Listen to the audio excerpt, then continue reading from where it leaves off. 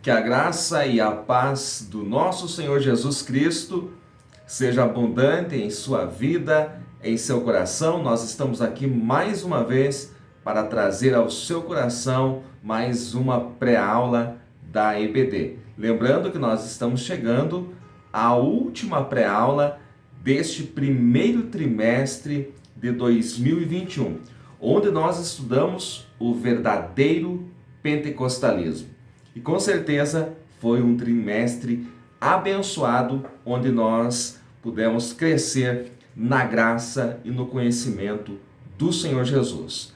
A lição de número 13 traz o título Voltados os olhos para a bendita esperança. Hoje, uma lição escatológica que nós vamos trazer aqui para vocês. No próximo trimestre, nós estaremos estudando dons espirituais e ministeriais, servindo a Deus e aos homens com poder extraordinário. Esta revista aqui do ano de 2014, nós estaremos estudando novamente e olha, será também um trimestre de bênção. E olha, para você que quer aprender mais e mais da palavra de Deus, eu trago de volta para vocês o curso Geração de Pregadores. E agora estamos com uma imersão bíblica. A partir do dia 29 de março, nós estaremos estudando os 5 ministérios. Este tema é muito importante para você que vai estudar, que vai dar aula, que vai aprender, porque os 5 ministérios estão dentro desta revista, que é o assunto para o próximo trimestre, a partir da lição de número 6. Então, se você quer sair na frente, participe do Geração de Pregadores, os 5 ministérios. Será um curso rápido aí, no máximo em 2 semanas nós concluiremos. São 6 aulas inéditas, temos a apostila em PDF. Entre em contato conosco através do e-mail, que eu vou deixar logo abaixo aqui do vídeo, ou através do WhatsApp, eu creio que é mais rápido, para a gente conversar e você fazer a sua inscrição para o Geração de Pregadores, os 5 ministérios. Não fique de fora. Você já é inscrito nesse canal? Se não é, inscreva-se e ajude-nos também compartilhando o nosso vídeo, deixando também o seu comentário, ajude-nos a espalhar a palavra de Deus. Voltados os olhos para a bendita esperança. Este é o nosso tema de hoje. O nosso textuário está na carta de Paulo a Tito, capítulo 2, e o versículo 13, que diz: aguardando a bem-aventurada esperança e o aparecimento da glória do grande Deus e nosso Senhor Jesus Cristo. Cremos na segunda vinda de Cristo, e isto em 2 fases distintas. A primeira, invisível ao mundo, para arrebatar os fiéis da terra, para arrebatar a sua igreja. A igreja se encontrará com Cristo nos ares. E a segunda fase da sua segunda vinda, Cristo virá à terra para lutar, livrar Israel e estabelecer o seu reino milenar. Então, isso faz parte do nosso cremos. Se você tem aí o livro Declaração de Fé das Assembleias de Deus, editado pela CPAD, você tem, antes de iniciar o livro, o cremos oficial da Assembleia de Deus, e nós, pentecostais em geral, não somente da Assembleia de Deus, mas todos os pentecostais creem desta maneira na vinda de Cristo em 2 fases. Primeiro o arrebatamento, a igreja se encontra com Cristo nos ares, e depois a sua vinda à terra, ali ele vem com a sua igreja após a última semana profética de Daniel, após a última semana profética, que é 7 anos, você sabe muito bem, quem já participou então da escola bíblica a respeito de escatologia sabe do que eu estou falando. Apesar então de todos os cristãos esperarem a volta do Senhor, eles se dividem quanto à maneira como esta acontecerá. Você encontra este questionamento já no primeiro tópico da nossa lição. Então nós temos os pré-tribulacionistas que creem que Cristo virá arrebatar a sua igreja antes da grande tribulação, que é o caso da maioria dos pentecostais. Eu falei todos, mas eu sei que há exceções. Então, mas os pentecostais de forma geral são pré-tribulacionistas. Temos os mid ou mesotribulacionistas, aqueles que acreditam que a igreja será arrebatada no meio da grande tribulação, e temos os pós-tribulacionistas que creem que a igreja passará por toda a grande tribulação, pelos 7 anos ali de tribulação e grande tribulação. Nós pentecostais, como eu já falei, cremos no arrebatamento antes da hora da tribulação, como nós vemos em Apocalipse 3 e 10, também 1 Tessalonicenses 4 e 17, onde diz que a igreja será arrebatada, raptada e encontrará com o seu Senhor nos ares. Aqui nesta pré-aula, queridos, nós não vamos discutir esse tema a respeito de pré, meso ou pós-tribulacionista, apenas vamos passar a visão pentecostal. Afinal, nós estamos estudando o verdadeiro pentecostalismo. Se você nunca fez um curso de escatologia, o Geração de Pregadores tem um curso todo gravado que aconteceu há cerca de 2 anos atrás. Esse curso está todo gravado, temos as apostilas, temos os slides desse curso. Então você pode entrar em contato conosco e dizer: olha, professor, eu quero receber aí no meu e-mail as aulas do Geração de Pregadores Escatologia, e a gente vai conversar e vamos disponibilizar para vocês a escatologia básica. São várias aulas, eu acho que são mais de 12 aulas, e também os slides para você aprender mais a respeito da escatologia bíblica. Aqui apenas uma visão bem rápida para esta pré-aula. O Antigo Testamento trouxe muitas profecias a respeito da vinda do Messias, todavia sem distinguir as etapas. Veja que os profetas falavam da vinda do Senhor Jesus, todavia eles nem sempre discerniam quando falavam do seu nascimento, quando ele veio, o Verbo se fez carne e habitou entre nós, nascendo de uma virgem, quando eles falavam também a respeito da vinda gloriosa de Cristo. Então os profetas não faziam esta distinção, porque até eles mesmos não tinham clareza naquilo que viam. Então eles profetizavam a vinda de Cristo, ora falando da sua vinda como Messias, como Salvador que veio para morrer numa cruz, ora falando da sua vinda gloriosa como Rei dos Reis e Senhor dos Senhores. Na primeira vez, o Verbo se fez carne, o Verbo que estava escondido no seio do Pai se fez carne, veio aqui cheio de graça e de verdade para salvar os homens do seu pecado. Ele veio morrer na cruz para trazer vida eterna, para trazer salvação. Ele veio para resgatar.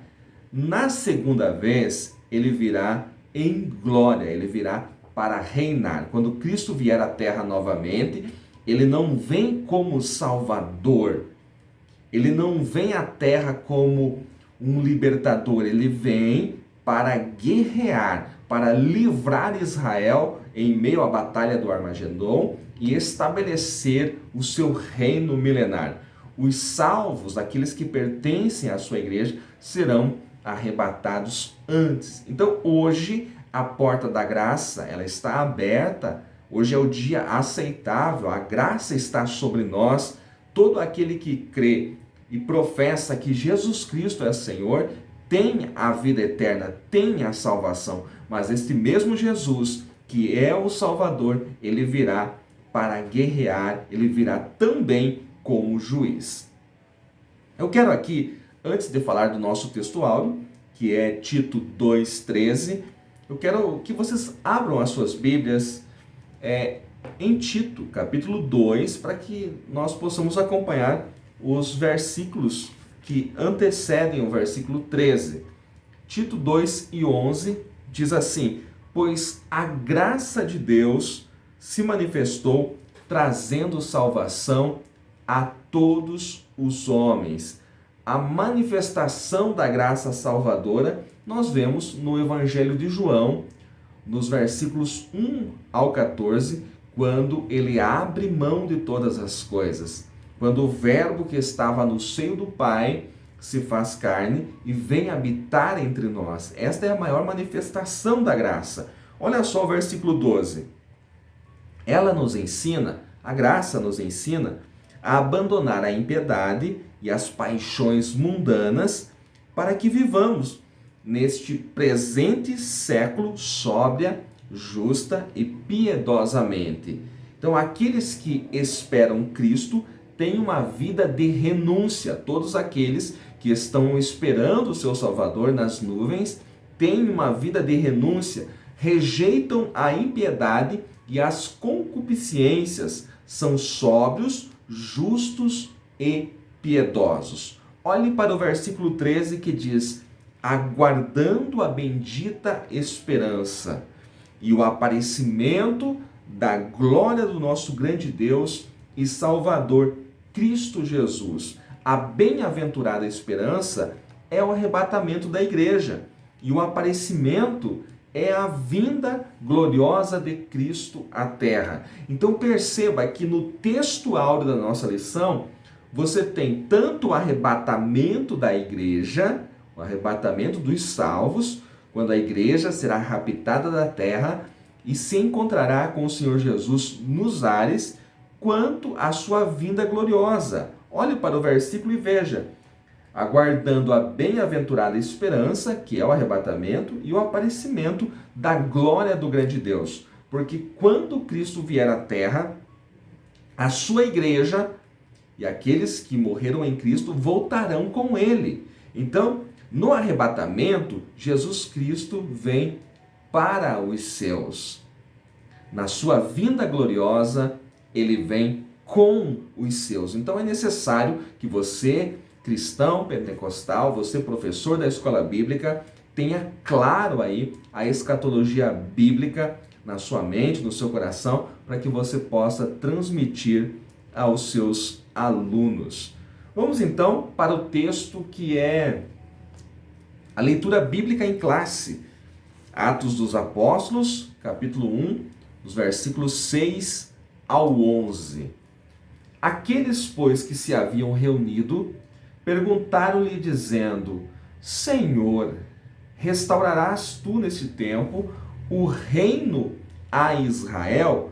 A preocupação maior dos discípulos de Cristo, assim como hoje, é com o reino terreno. Os discípulos de Cristo hoje, assim como os discípulos de Cristo naqueles dias de Atos 1, estão mais preocupados com as coisas terrenas. Qual era a pergunta dos discípulos aqui em Atos 1 e 6? Senhor, tu vais livrar nesse tempo a nação de Israel do poder do Império Romano? O Senhor vai destruir Roma? O Senhor vai destruir o exército romano para que sejamos livres novamente? Para que a nossa nação seja restaurada politicamente?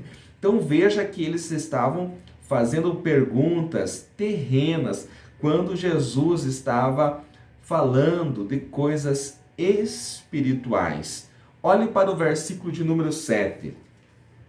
E disse-lhes: não vos pertence saber os tempos ou as estações que o Pai estabeleceu pelo seu próprio poder. Tempos ou estações. Aqui você tem tanto Cronos quanto o Kairos. Quer dizer que haverá um espaço de tempo entre o Pentecostes, que está prestes a acontecer, e a vinda de Cristo. Tempo ou estações, Cronos e Kairos. Há uma diferença entre eles. E Jesus está dizendo: não vos pertence saber. Na verdade, o que vocês precisam é estar preparados. E esta é a mensagem do Senhor ainda hoje para nós. Versículo 8: mas recebereis a virtude do Espírito Santo. Recebereis poder, dunamis. aqui nós vemos que a mensagem do Evangelho, pelo poder do Espírito, ultrapassará as fronteiras e alcançará o seu alvo. Veja que tanto em Jerusalém, como em toda a Judéia e Samaria e até aos confins da terra. Percebo aqui que não é primeiro em Jerusalém, depois em toda a Judéia, depois em Samaria e depois os confins da terra. É simultaneamente, porque a mensagem do Evangelho é algo urgente, é algo para hoje. Então, no poder do Espírito, a igreja pode ultrapassar as fronteiras, ultrapassar as barreiras. Versículo de número 9. E quando dizia isto, vendo-o eles, foi elevado às alturas e uma nuvem o recebeu, ocultando-o a seus olhos. Versículo 9. Então, tanto a sua concepção e o seu nascimento foram sobrenaturais.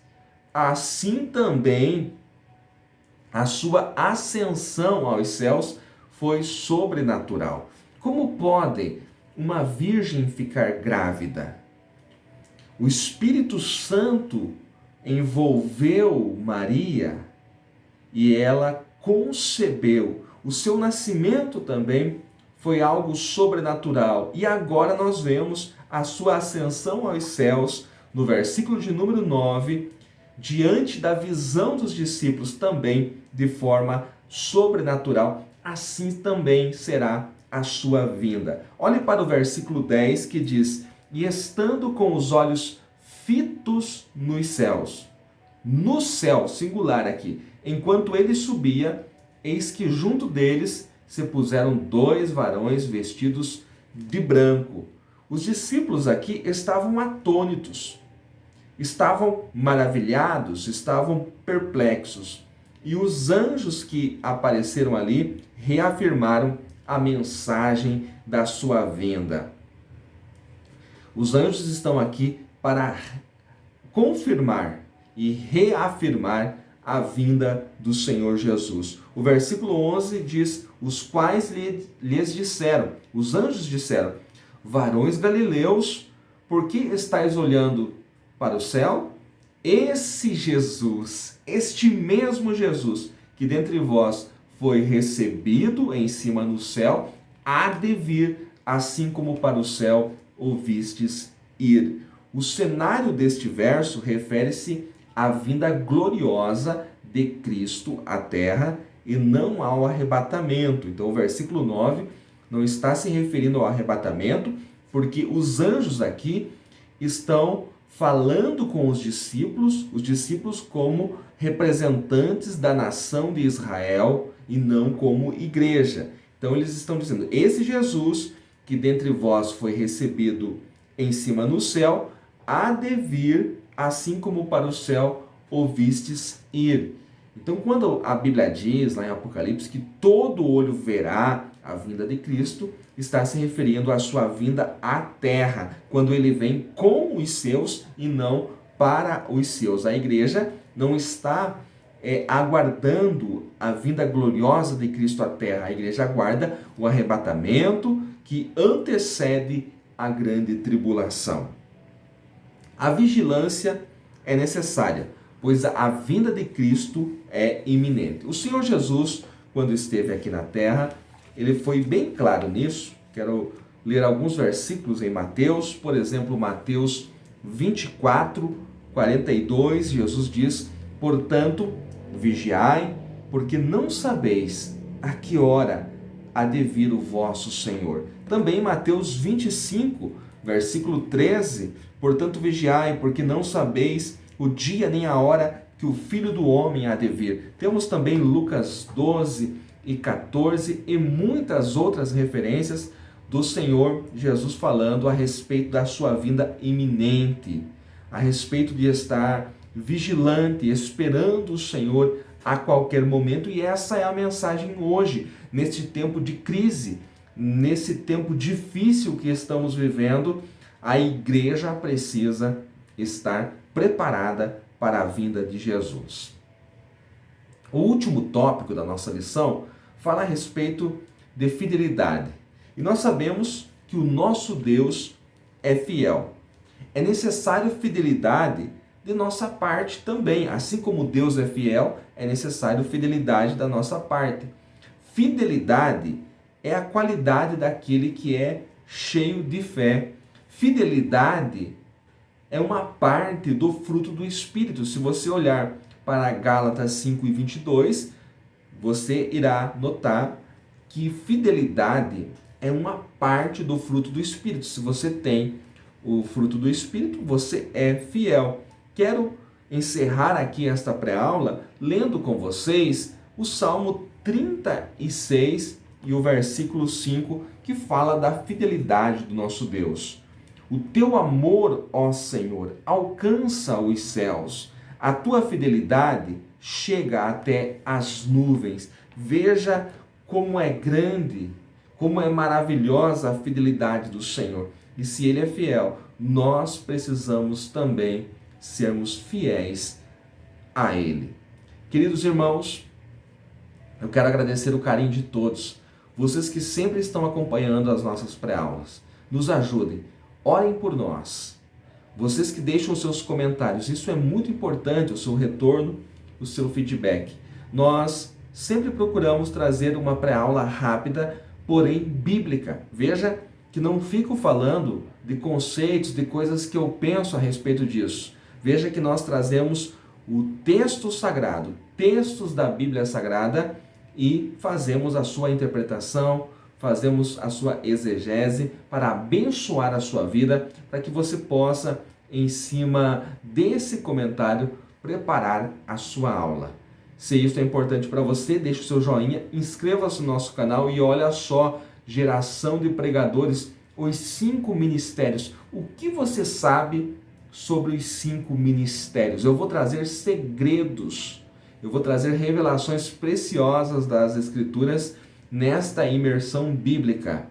Você precisa participar do Geração de Pregadores, os 5 ministérios. É totalmente online, hein? Totalmente online. Entre em contato conosco e inscreva-se, e com certeza será um marco para a sua vida, em nome de Jesus.